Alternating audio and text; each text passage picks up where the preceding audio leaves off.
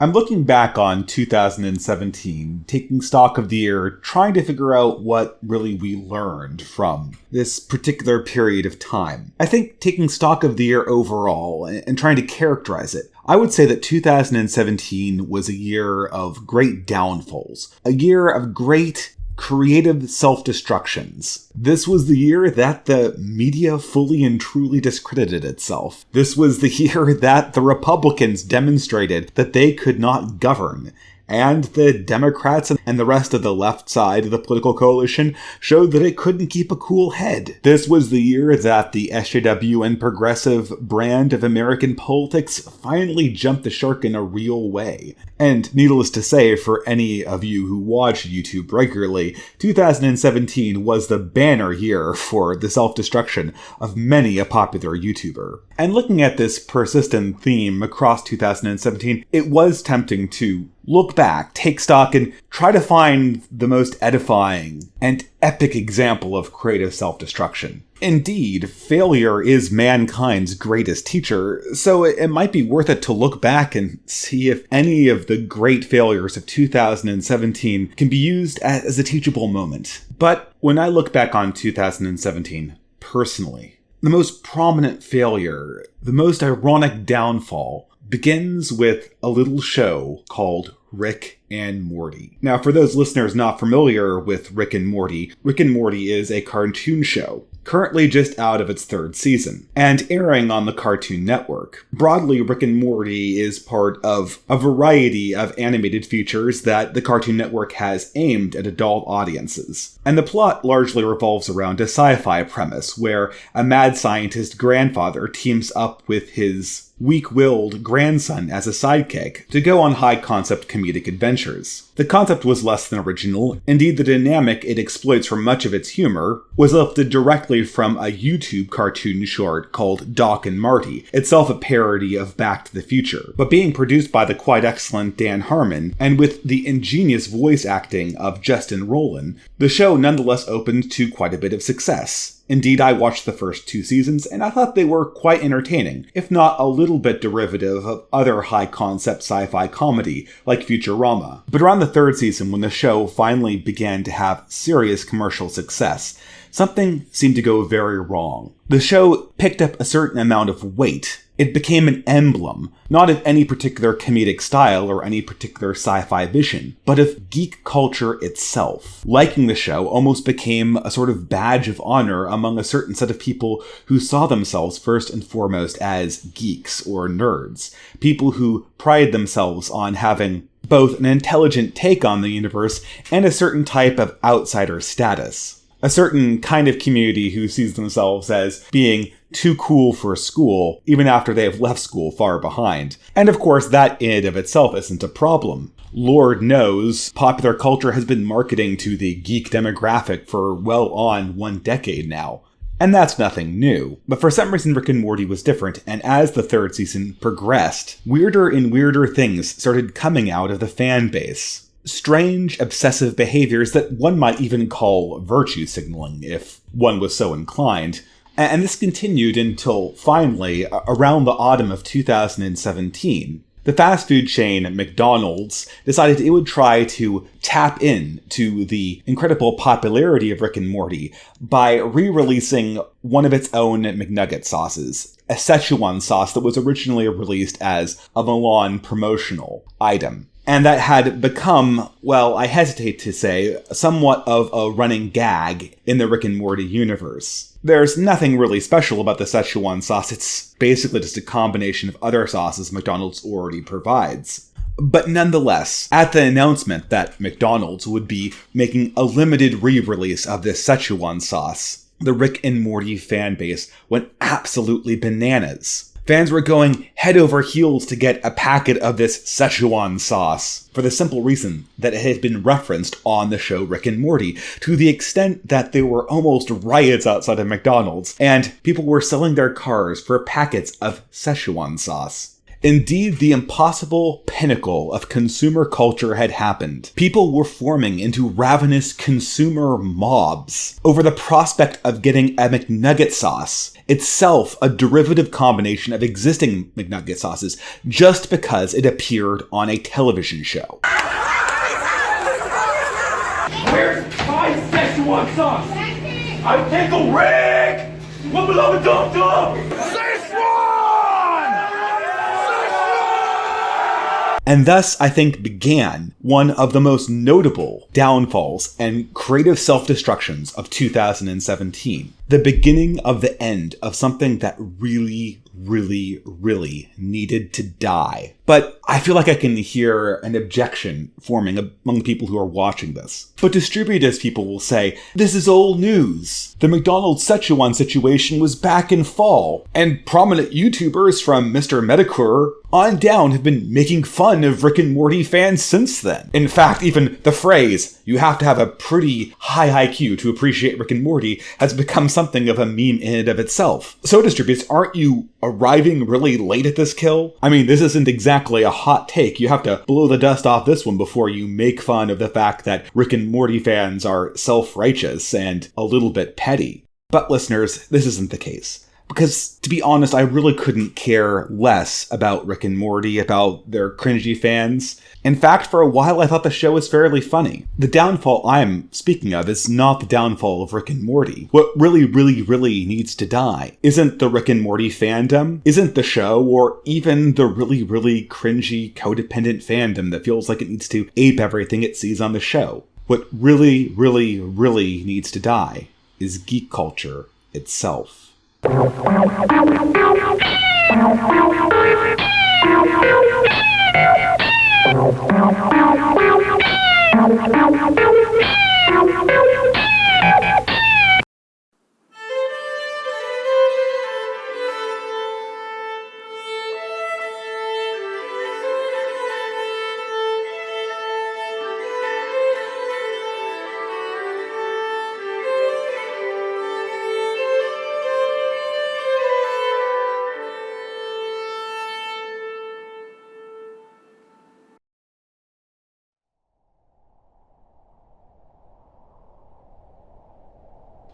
I realize on making this video, I'm kind of setting myself up. I've been talking about doing a series that was critical on nerd and geek culture for a while now. And every time I've brought it up to fans, I've been told by various people, don't do it. It's not worth it criticizing nerd and geek culture.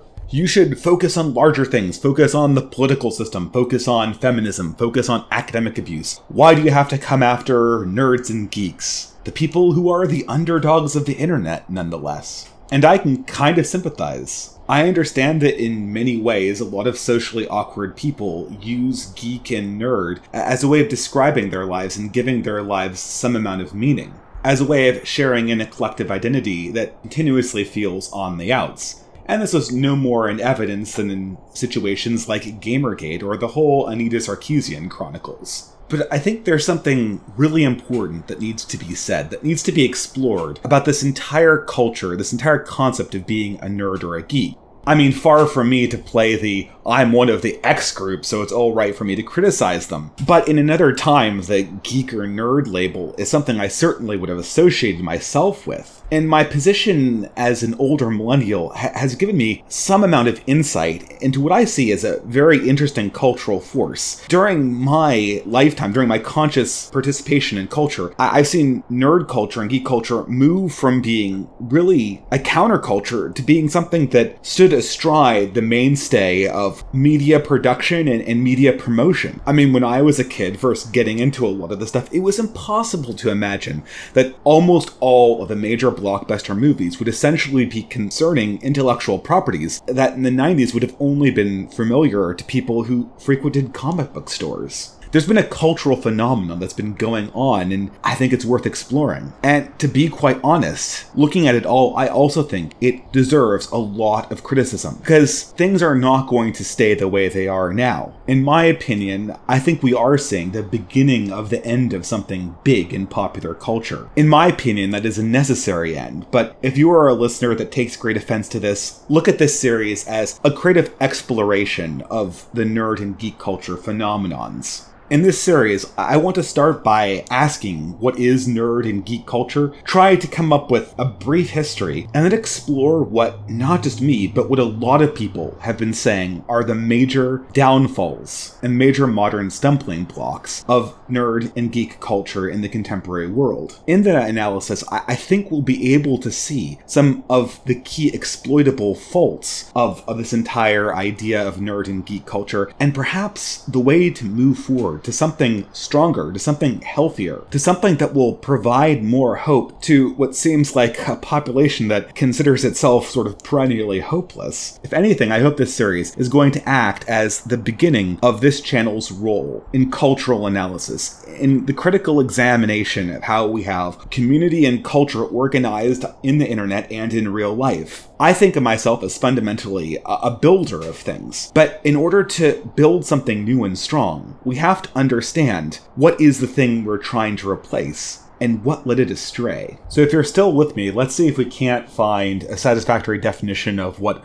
a nerd or a geek is, or what nerd or geek culture is, and then perhaps try to construct a brief history of nerd and geek culture. Now, I know everyone watching this who's highly invested in the definition of nerd or geek is going to reference me to some official source that will tell me that nerds are the people who like sci-fi and fantasy, and geeks are the people who like science, or perhaps it's the other way around. And, I've seen lots of internet resources that have all these diagrams that they try to explain the distinction between a nerd, a geek, a dork, or whatever. And this is not really what I'm interested in. I'm more interested in the archetype, the idea that we all have in our mind. When I said nerd or geek, I think everyone watching this, an image immediately popped into your head. And we can all probably collectively recite what we're looking at in our imaginations when someone says geek or nerd. It's a typically male character, although there have been some notable female examples in more recent pop culture. This character has low social skills, high analytic skills, has a certain awkwardness in conversation, likes technical subjects like science, math, computer science, likes immersive environments like fantasy, science fiction, and anything else where world building is a large component and emotion and interpersonal reactions are a rather low component of the overall narrative. We also know that the nerd or the geek is the master both of analysis and thinking very deeply in an utterly focused and obsessed fashion, as well as trivia, knowing a lot of different obscure facts that he's collected from his hermetic study of whatever he's interested in. We're also perhaps superficially aware of the nerd shortcomings. The nerd is typically not very successful with women,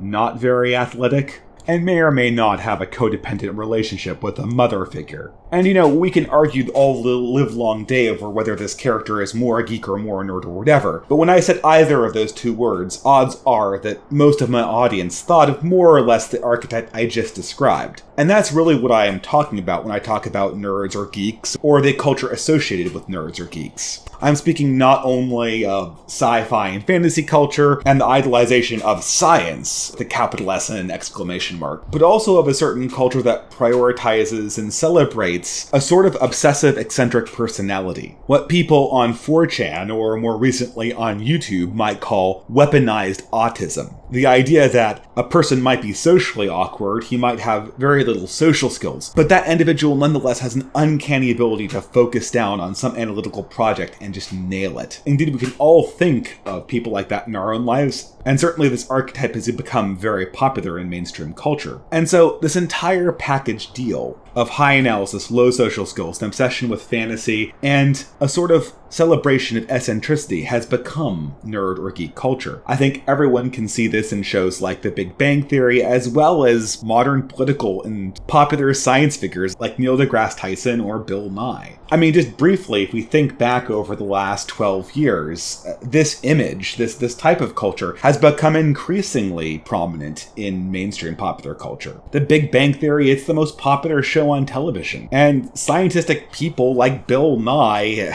they're not just nostalgic eccentricities anymore that people remember from the 90s. They're some of the most prominent political explainers of what the scientific community says. And I think this situation is very strange. Our civilization has certainly relied on science for a very long time. People say that science has a certain fashion about it in modern society, but really, it was never out of fashion, even when we didn't have nerdy type people explaining it to us. And through looking at this phenomenon, I found myself asking, just how far back does the concept of the nerd or the geek go? Regardless of what we called it, were there nerds or geeks 100 years ago, 200 years ago? How has this figure played out in previous societies? And why is it suddenly becoming such a cultural touchstone now? Now, I'm sure a lot of people have opinions about this. A lot of people are probably going to try to correct me or say that I'm not giving this enough diligence. Indeed, before looking at the research myself, I Googled the history of the nerd a number of times, and all I seemed to come up with were ideological sources that were trying to recast the nerd in either an SJW or an anti-SJW light. And I didn't really trust those histories. Perhaps there's some strong academic research on the history of the nerd in Western culture,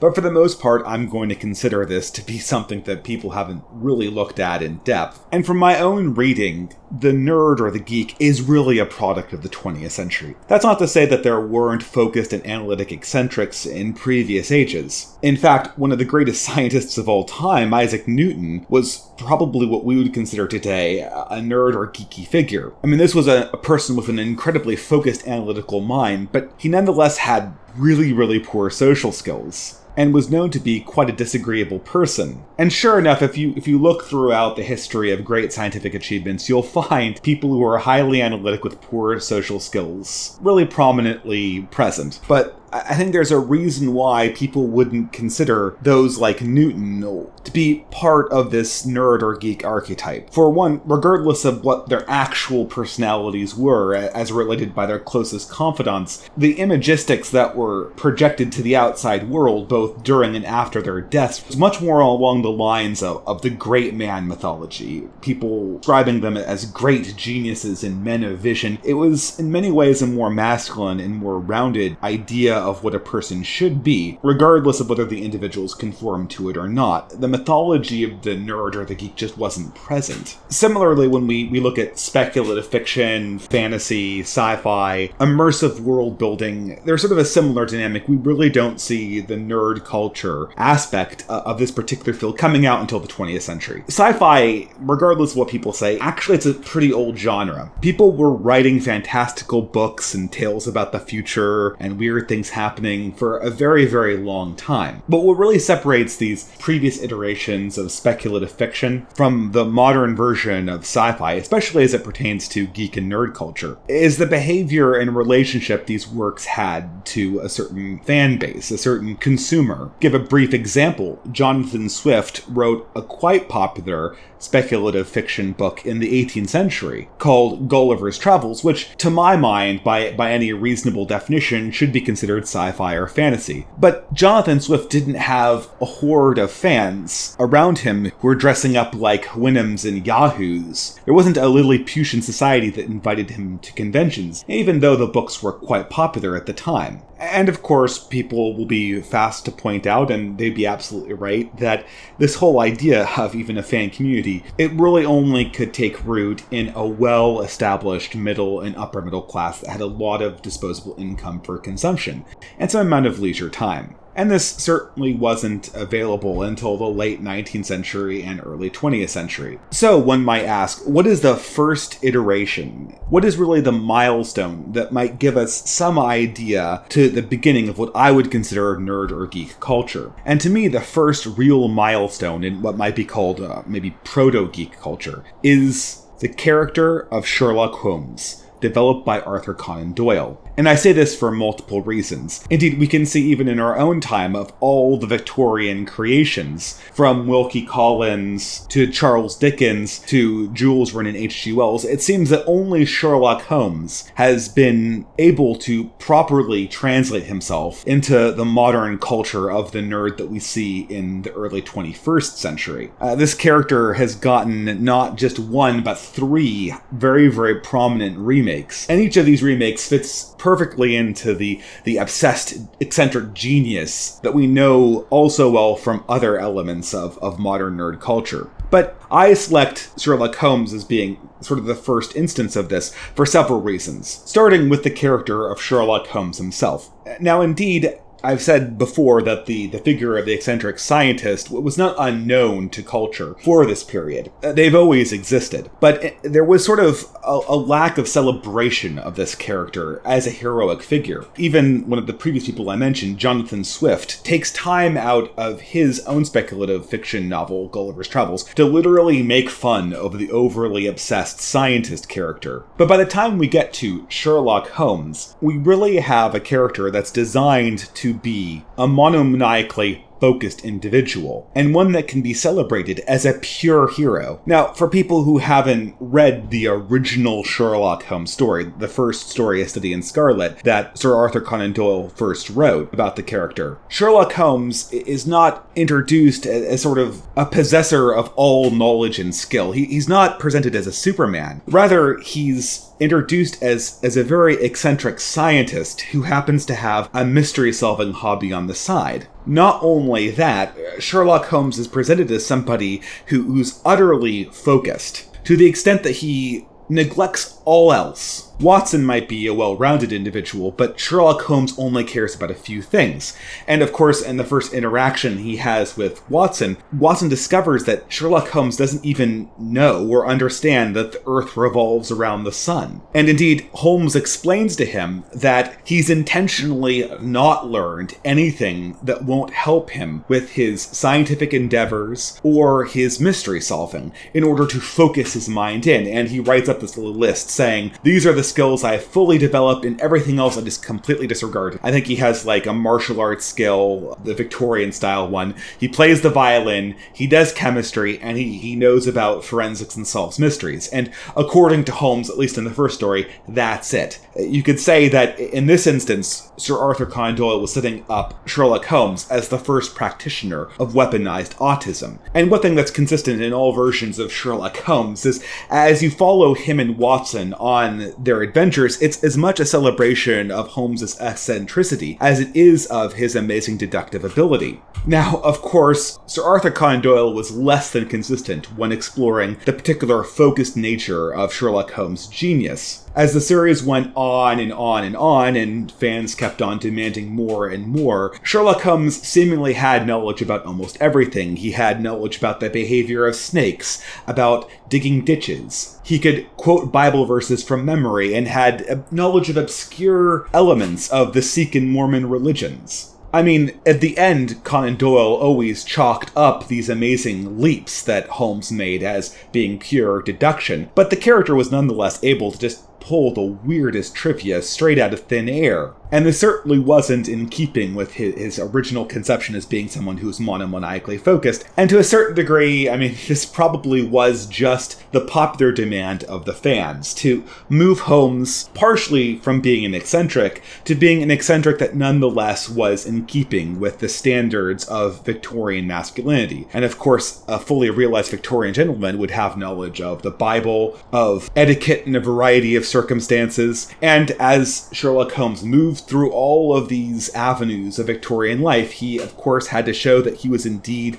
competent in all of these areas, and this sort of undermined the original concept of the character, probably by fan demand. And this of course gets me to a way in which Sherlock Holmes meets the requirement as the first nerd character in the second regard, and that is, Sherlock Holmes was the first character to have a real obsessive fan base. Now this was something that the author Sir Conan Doyle could never lived down, but Sherlock Holmes was a smash success, and it did sort of show the beginnings of this obsession with fictionalized characters, to the extent that Sir Arthur Conan Doyle tries to kill the character off so he doesn't have to write any more stories, and then by fan demand has to bring him back again in one of the first instances, perhaps, of popularized fan service. And so you see here the emergence of what will later become nerd culture, probably in a very nascent form. But Sherlock Holmes, all well and good, but he's still very much a figure of Victorian age, and he's certainly not what we think of when we think of a nerd. The character with the pocket protector and the glasses and the lightweight, and indeed this character only develops much later and in an American context. Specifically, this character, from what I can ascertain, comes out of the 1950s, out of sort of the invention of the teenager. And with the invention of the teenager, the invention of the different types of teenager.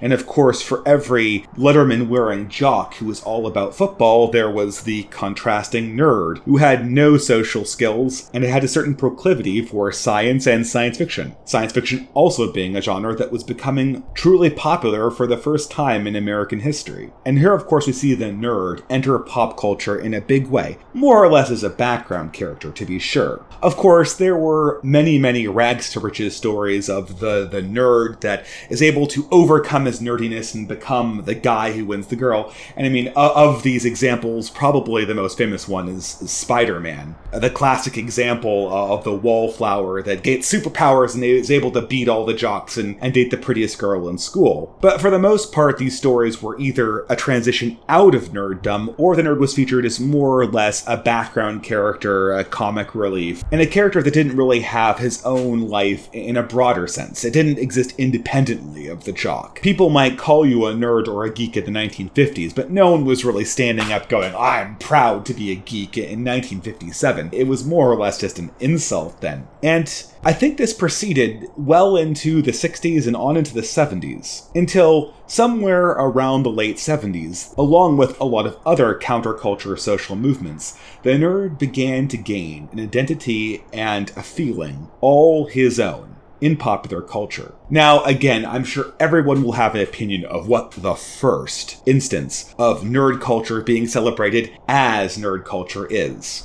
But for my money, the first real emergence of nerd and geek culture as an independent entity began with this.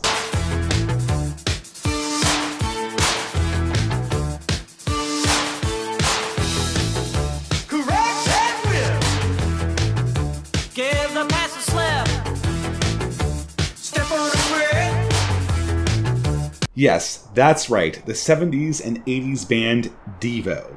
A rock band that intentionally copied the archetype of the nerd as a concept. And not only that, they followed it up with songs that frankly made fun of taboo subjects like masturbation, and even celebrated their status as not being cool. Literally, in one song title, "We're Through Being Cool." Another increasingly strange element of Devo was their vision of what the nerd represented. In sort of a stroke of cruel irony, the band Devo stands for de-evolution, the concept being that mankind was slowly falling back into itself, becoming less strong, less socially competent, and less intelligent over time. The slogan of the band being, "Are we not men?" followed by, "We are Devo," a sort of setting up of the archetype of the ideal man that in many ways previous iterations of nerds were forced into, from Isaac Newton to Sherlock Holmes. This was a character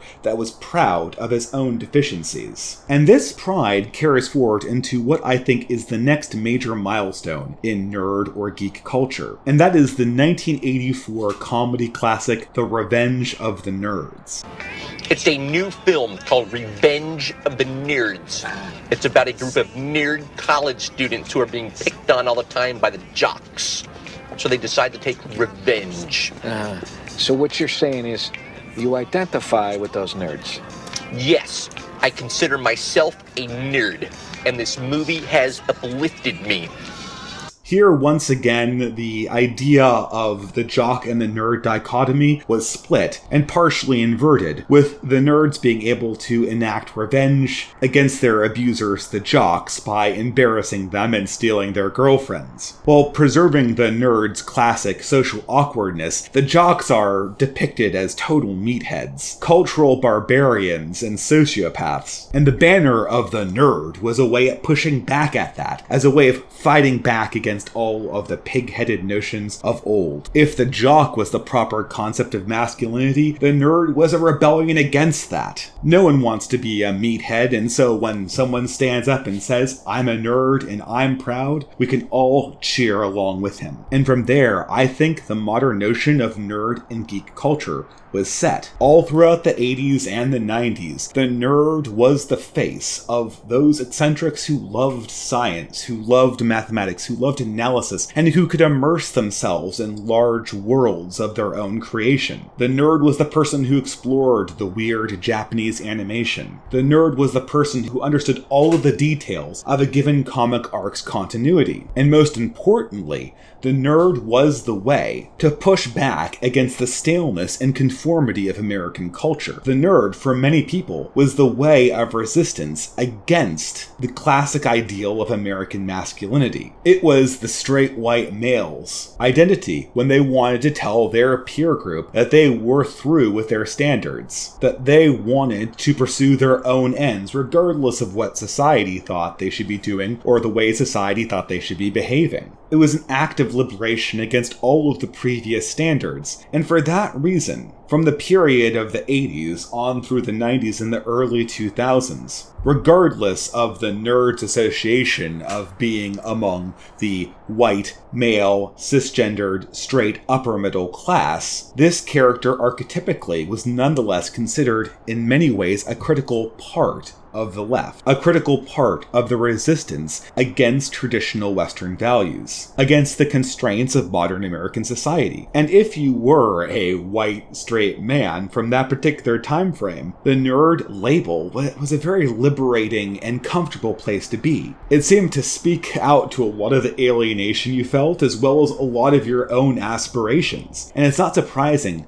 that many people took that label. But as nerds became more and more prominent imagistically in science and in popular culture, and as the political capital and power of the left grew and grew and grew, leading straight up through the second Bush administration, something very, very strange began to happen. The nerd became more prominent. It became a symbol, a bulwark against, in many ways, what people thought as being a jock president in the form of George W. Bush. And through this increased popularity, I think finally came about the great crisis of nerd and geek culture that we're seeing right now. But of course, I'll save this for subsequent videos, because I think it, strictly speaking, isn't history, at least in the sense that I'm trying to explore the concept of nerd and geek culture here. But if you followed me so far, I think we're more or less at the point where we can look back at the history and my attempts to define what nerd and geek culture is, and really try to understand it beyond just the superficial elements, but beyond just seeing the image of the nerd or the geek in our heads. Maybe we can actually piece together what the archetype means for our culture at large. And we can see,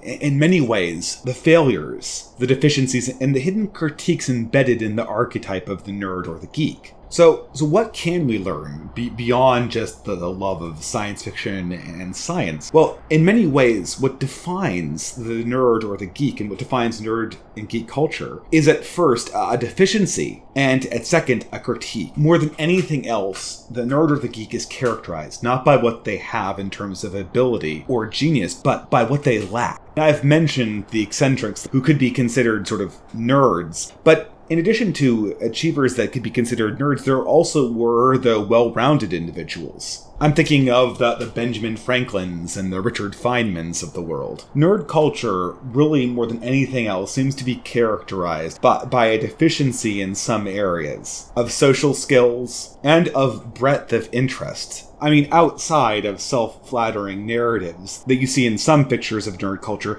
no one was ever criticized for liking or doing science. And as much as people get irritated by the autistic personality type, no one has ever criticized, weaponized autism's true moments of genius. Instead, by the time we get to actual nerd culture as it emerged in the 70s and 80s, we really see an idolization of the form of the nerd, really characterized by the social awkwardness that set that individual apart from society to begin with. The culture was almost a celebration of the key personal deficiencies of the people who supposedly made it up. And certainly, in my own life, dealing with nerd and geek culture, I found that it was all too often a group of socially awkward men who really had very little respect for other people's feelings, and all of whom were convinced in their own genius, really having none of the positive elements oftentimes associated with nerds in popular culture. No ability with science, no ability to focus and accomplish a task, and no real skill and imagination beyond the ability to memorize trivia from sci-fi universes other people created. But yet these very individuals clung to the nerd label because it seemed to embody the very lifestyle they wanted to live. It was a note of resistance. And that brings me to the second thing that characterizes the nerd beyond their superficial qualities that are ascribed to them in pop culture. And that is that the nerd is an attack upon the ideal of the man classically embodied in Western culture. Of course, in the Aristotelian version, man has to be both a body and a mind. He has to live and operate in society. And for the most part, in Western culture, unless you were a truly brilliant individual like Newton, you were expected to conform to a certain amount of societal respectability, regardless of your proclivity for science. And in many ways, nerd and geek culture was a way to push back against that ideal in a really big way. It was a way for straight white guys who liked playing Dungeons and Dragons and reading comic books to kind of hop on the bandwagon with the cool anarchists, the punk rockers, and other minority cultures as they all raised their middle finger and said, "Screw the unfairness of modern Western culture." We could all say, yeah, because we were all trying to resist one standard or another that was trying to be put upon us. The nerd was our great critique of modern Western society. But I think, as we've seen,